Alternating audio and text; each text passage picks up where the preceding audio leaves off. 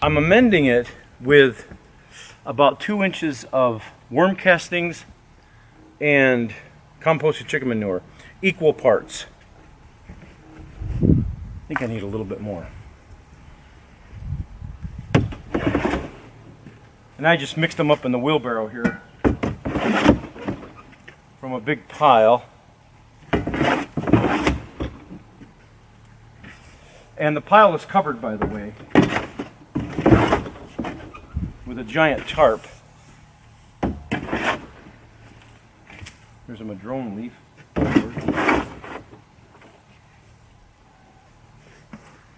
Now you want to make sure that because they are leafy vegetables, you want to make sure that everything you put in here is completely composted, especially when you're using manures.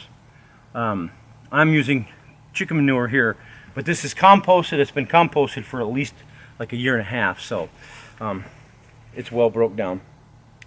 So okay, that's about it. That's all I do for these beds. And then in the spring I add quite a bit more than this, probably double. But yeah, this bed is ready for planting. So I'm going to grab my spinach and we're going to get at it. Okay, so the first one I'm doing is the Giant Noble, and this is the one I saved the seeds from. I've shown this a few times in my videos, and look at, I lazily did not send this through the seed separator. And actually I have a video on using the separator, but I did not do that here.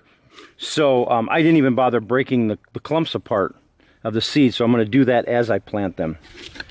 So the way I do it, I'm really not too careful about it. I just make a row like this, and then just throw the seeds in it. And I'm not even careful, because what I do is when they start to come up, if they're clumped together, then I'm perfectly fine with that, because I take the small ones and then I just eat the small ones. So just like that. And then I do the same. Now the Giant Noble is very prolific.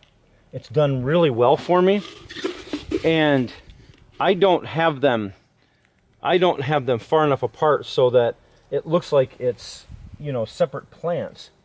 They are actually grown so close together that it looks like a big tall lawn when I'm done, and I'm okay with that. If I find a picture, I've got a picture of the spring where I did this, where I just scattered them, and then I wasn't expecting any to come up because the seeds were old, and so I wasn't very careful. So that's all I'm doing with these, and then I'm going to put little wooden stakes here to identify it. Now I'm just going to give them a good drink.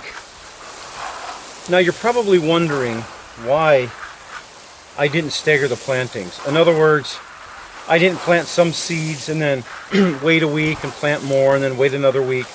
Well, here's the thing. In the fall, it's been my experience that historically the seeds have never come up all at one time because the weather fluctuates so much. And so some of them come up right away, some of them wait a week, and some of them wait 2 weeks, and then actually, believe it or not, some of them are going to actually not even going to come up until next spring. And it's kind of strange. Now if I do it in the spring, then yeah, I stagger them because for some reason the weather seems to be consistent and they all seem to want to germinate at the same time. So in the fall, I don't worry about it. So now I am going to mulch this, but I'm not going to mulch it right away. I'm going to wait for some of the seeds to start sprouting. And then I will go ahead and lay some hay on top of it. Now, if we are going to get a really cold snap, then I'll go ahead and mulch the whole thing with hay to keep the seeds warm, because they're not going to sprout if they freeze. So I will only mulch them right away if we get a major cold snap. But other than that, I'm going to leave them, and when they start coming up, then I'm going to go ahead and mulch them with a layer of hay. All right, so that's about it. That's all there is to my fall planting of spinach. Thanks a lot for watching, guys, and don't forget to subscribe. And when you subscribe, hit that little bell so that you'll get notifications when I upload a new video. All right, we will catch y'all later.